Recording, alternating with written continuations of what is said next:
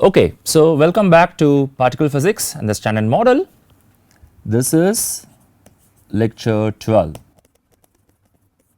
Good. So last time we started looking at the angular momentum in quantum mechanics as a segue to continuous symmetries, right? And we saw that you cannot measure the different components of angular momentum simultaneously. The two things that you can measure are the total angular momentum, in fact it is L squared, and one of the components that we take to be the Z component without loss of generality, right. And we also saw what the eigenvalues of L square were, it is L times L plus 1, and the eigenvalues of Lz that are integer values that vary from minus L to plus L, right. There are 2 L plus 1 eigenvalues. Now let us take this further. This quantized version of angular momentum gives rise to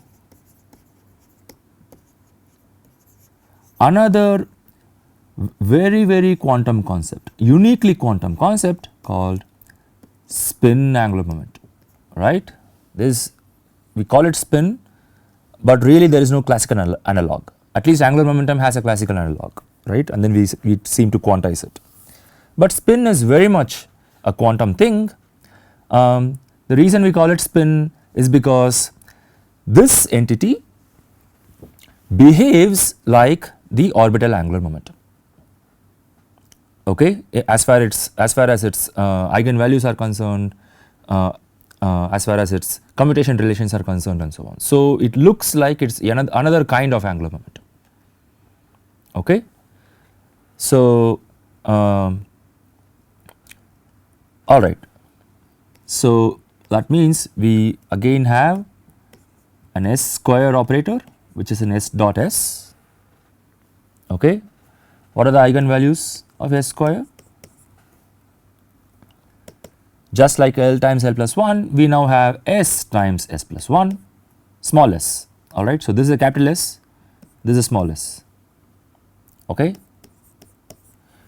And what values can S take in general? They take half integer values, correct. That is what makes it distinct from the orbital angular momentum, which took whole integer values, right.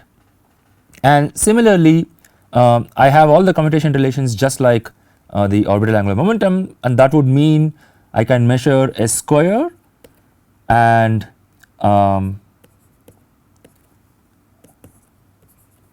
any component of the spin angular momentum, and without loss of generality I am going to take Sz as the component that I can measure along with S square simultaneously, alright.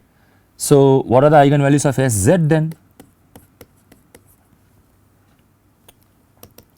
I can now write this as Ms, and Ms takes on values minus S plus 1 and so on, passing through 0 again all the way to S minus 1. In this case let me be a little clear actually, this was a mistake. So this time it need not pass through 0. Why? Because S is a half integer, right, need not, right. Over here it had to because L was a whole number, but S is not a whole number, good. So S minus 1 and S, again how many values? In exact analogy with this we have 2S plus 1, okay. Again these are all small s, alright. So don't get confused, capital S is for the operator and small s is for the eigenvalues, okay, good. Now I have been saying throughout the course so far that fermions are spin half, bosons are spin 0 or spin 1 and so on, right. And you have probably taken it for granted as well, you must have heard this as well, correct? But there are a couple of counterintuitive things here that we just take for granted, alright. For instance, by just stating that fermions are spin 0, sorry, fermions are spin half and bosons are spin 1, 0 and so on, we are assuming that the spin of that quantum state which we are describing as the particle is fixed, correct? We are not actually explicitly saying this, but we are just assuming it. That is because it is true, right? But it is a very remarkable thing that for a particle species S is fixed.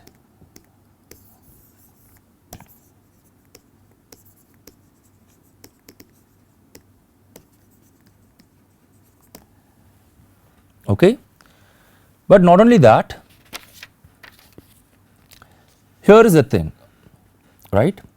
When we actually say fermion, right, in quantum mechanics, what is a fermion?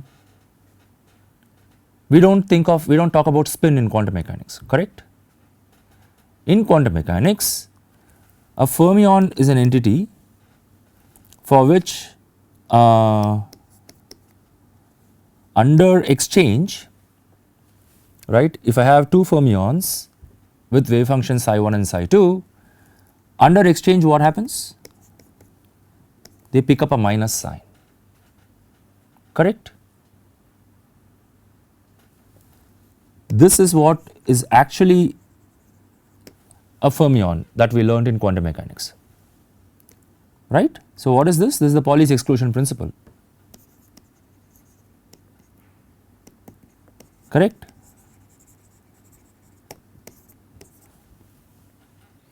And what if it does not pick up a minus sign under exchange? That is a boson, right? This is what are the actual definitions of a fermion and a boson, right? Now, suddenly we made this leap in our speech saying that spin half is or spin 3 half is a fermion and integer spin states are bosons. So, why did we say this?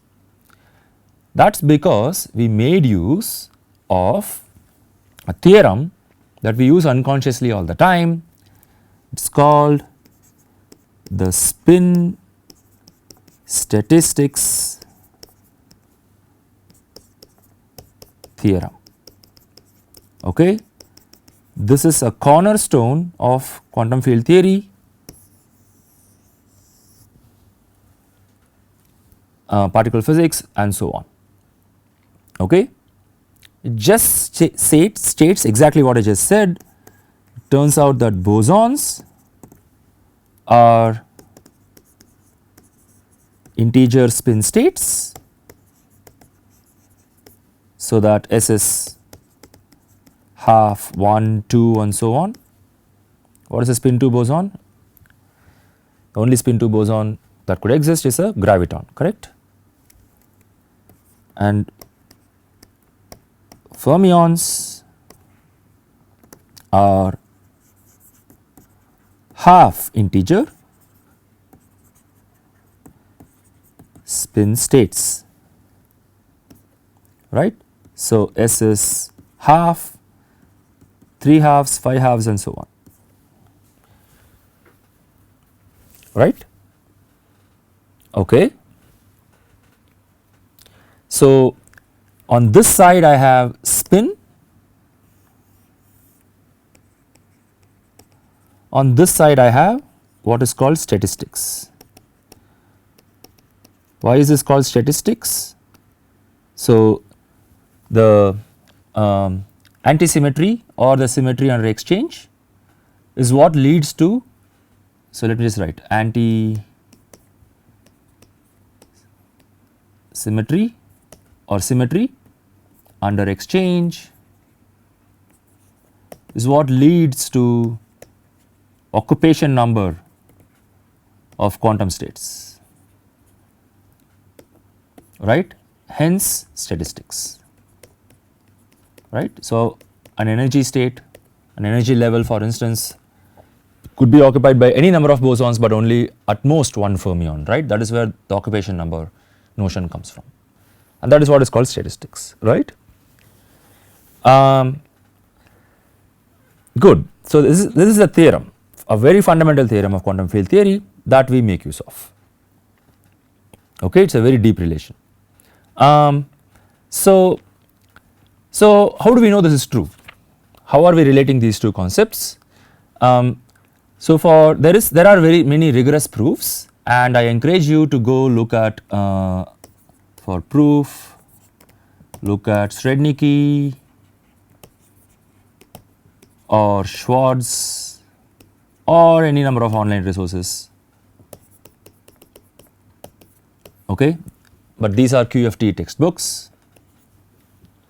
But here I am going to give you a cartoon proof to build some intuition for this, okay. And the proof looks like this, alright. It is a very cartoon proof, so do not take it very seriously, but this is just to give you some intuition for why these two things can plausibly be the same, okay.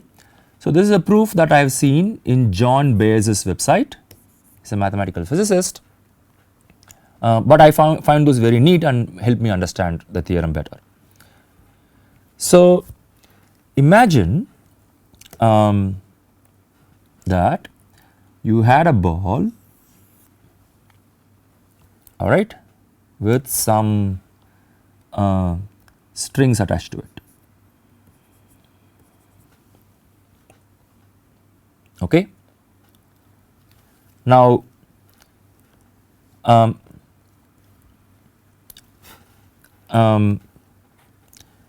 now what do we know about fermions? What do we know about spin half particles? That they are described by states known as spinors.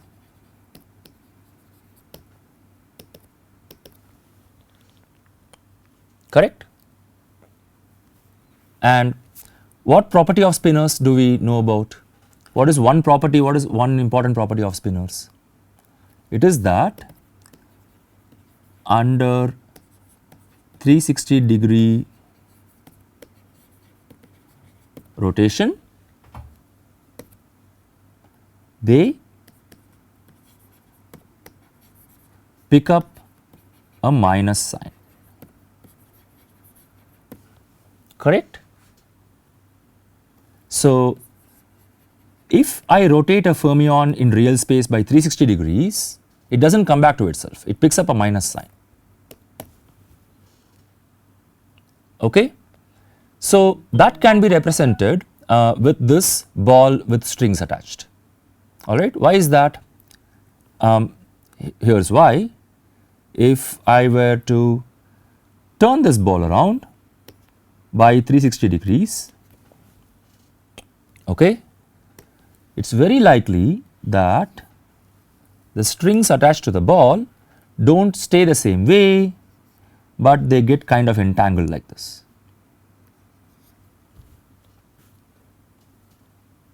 Agreed? So, if I were to draw more, then I can they get entangled like this. So, anybody familiar with using a mop with a twist in front would have seen this, right. When you twist the mop around 360 degrees, the ropes attached to the mop get entangled like this, right. And then if you twist this one more time in the same direction, okay, if you twist this one more time by 360 degrees, you might get it unentangled, right.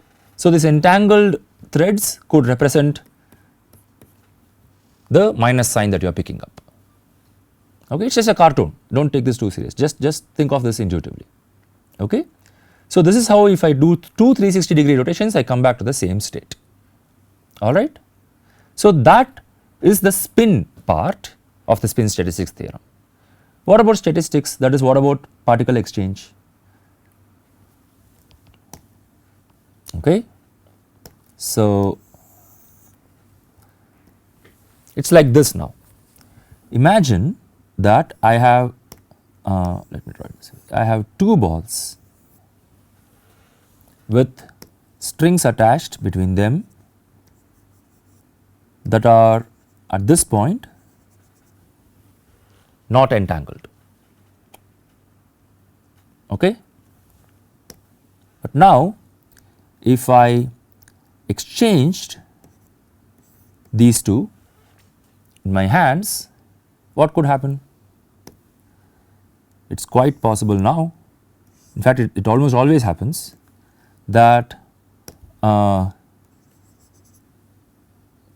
that they get entangled, right. This is under one exchange, right. So I am going to write it this way, under exchange. But then if I exchange it back,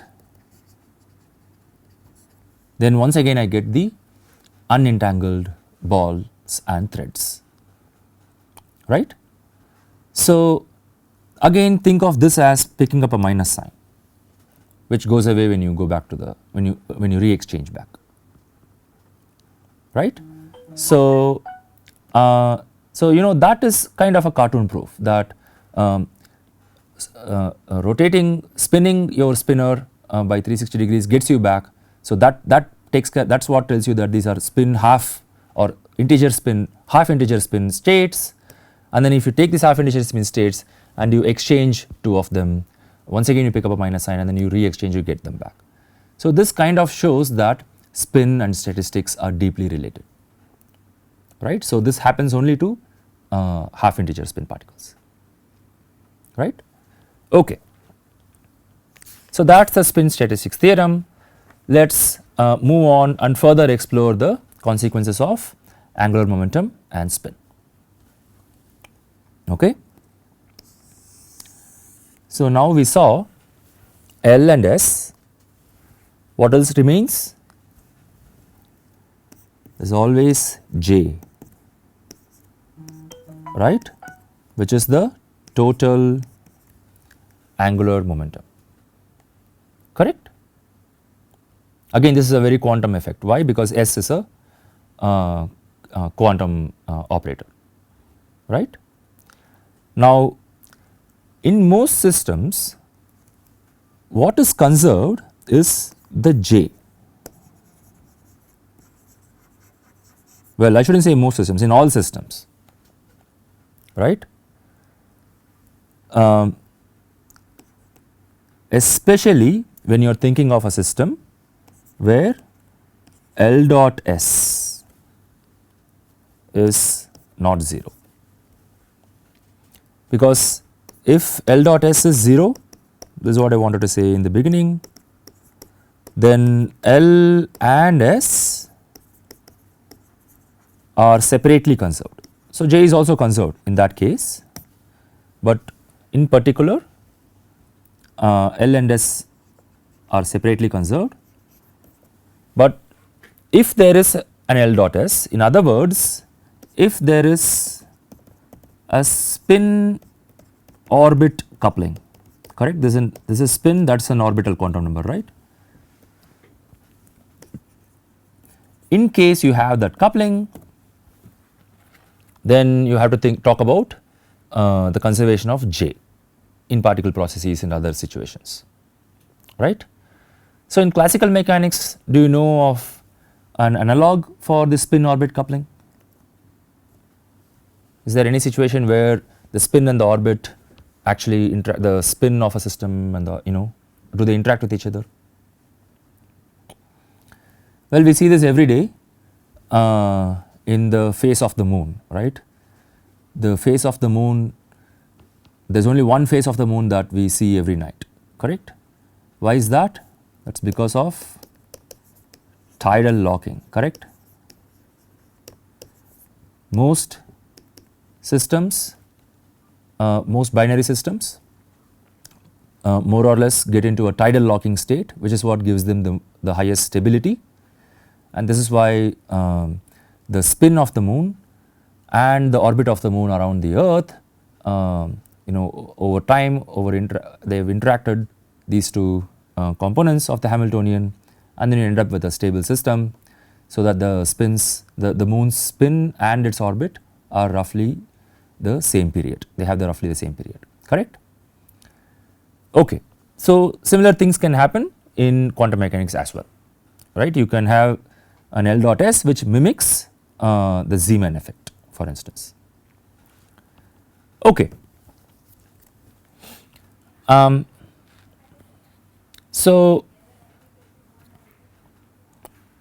again more generally you also have if you want to add any two angular momenta, for instance if I want to add two spins, I can always do it as long as I make sure that I get sensible eigenvalues, right. So, I can add two spins, just writing an example as a more general addition of angular momenta. So, in a meson for instance, right, I have two spin half particles, and if I add them up, what is the total spin that I should get? It is not always 1, correct. I can get S as either 1 or 0, correct. Again y comes back to this and this, right. The z components add, but then the total can take on multiple values, the total spin. So, the total spin, if it is 1, we saw some examples, there is the rho meson, k star, phi, omega and so on. Spin 0 is of course the pion, kaon, the eta meson, eta prime and so on, correct. Okay. So, to generalize this again, we know that we can only add the total and z component of angular momentum operators J, L, S and all, right. So, we ask what is the J M state that we get if two states with a denoted by J1 M1 and J2 M2 are added.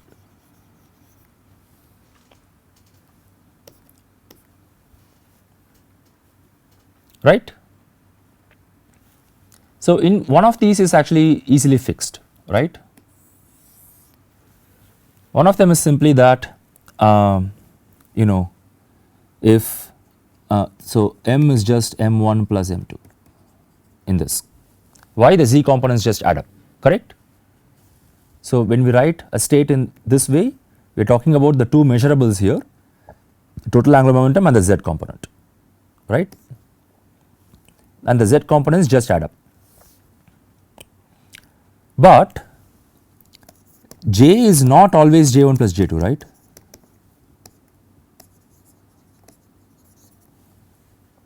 Because J1 and J2 vectors may be oriented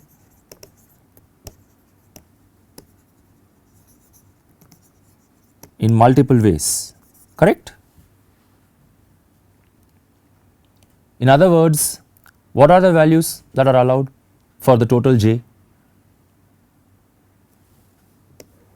Again, go back to your quantum mechanics or go back to the earlier parts of this lecture or the earlier lecture. and you will be able to guess that the total values, sorry, all the values of the total j is j1 minus j2, or the absolute value of that, right, because either j1 or j2 might be larger, and then I add a 1 to that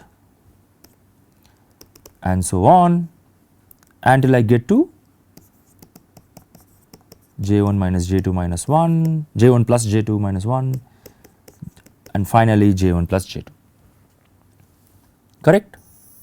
And I leave you to add I leave you to count how many values of j can be obtained, right. So, this is how you obtain the, this is how you describe the state that you get by adding both the total and the z component of the angular momentum. Okay. These things turn out to be important for determining the quantum numbers of various bound states. Okay. When you go to PDG, the particle data group book, you will see such a host of mesons and baryons and so on, with all these bewildering numbers of j and k and so on. That is because all of that comes from this, okay, by adding the total angular momentum and the z components, you will get so many different possibilities, okay, and these are all realized in nature. That is the amazing part about it. It is not just things that you can write down, all of them are found in laboratories in the particle spectrum. Okay. Okay. So, what if I have 3 angular momenta? How do I add those?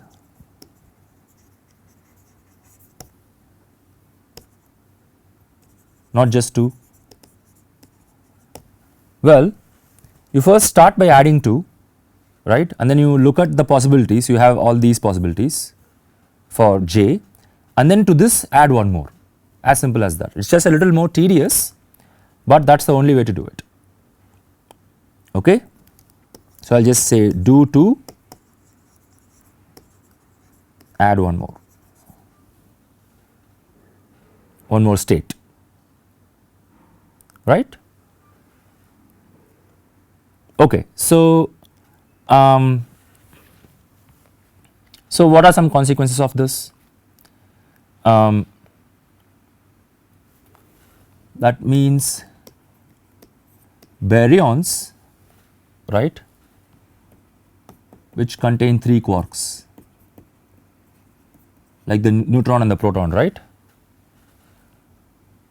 always have half integer spin. Why? Because if I have 2 quarks, a 2 quark state will give me integer spin, right, and then I add a third quark, I go back to half integer spin, right, makes sense, correct. So, that means I can have baryons with total spin 3 halves, absolutely possible, okay, and those baryons are the ones that get on the baryon decuplet, which we touched about in the very first lecture, right, or maybe the second lecture. In any case, it is in Griffiths as well, Griffiths chapter 1 and chapter 2, right. And then the baryons with total spin half are the ones that go on the baryon octet that we had talked about. Okay. And of course, one hidden thing here is that this tells you again that mesons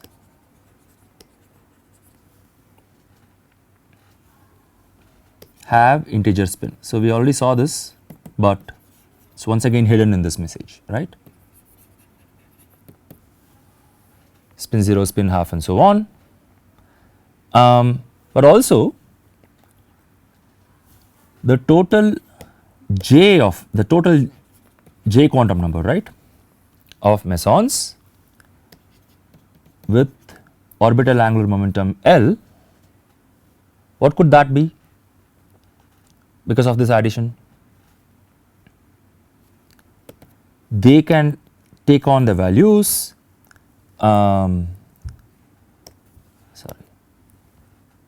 they take on the values L minus 1,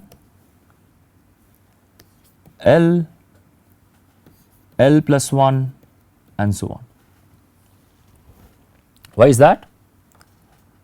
Because J is L plus S, correct, and then the total S is an integer.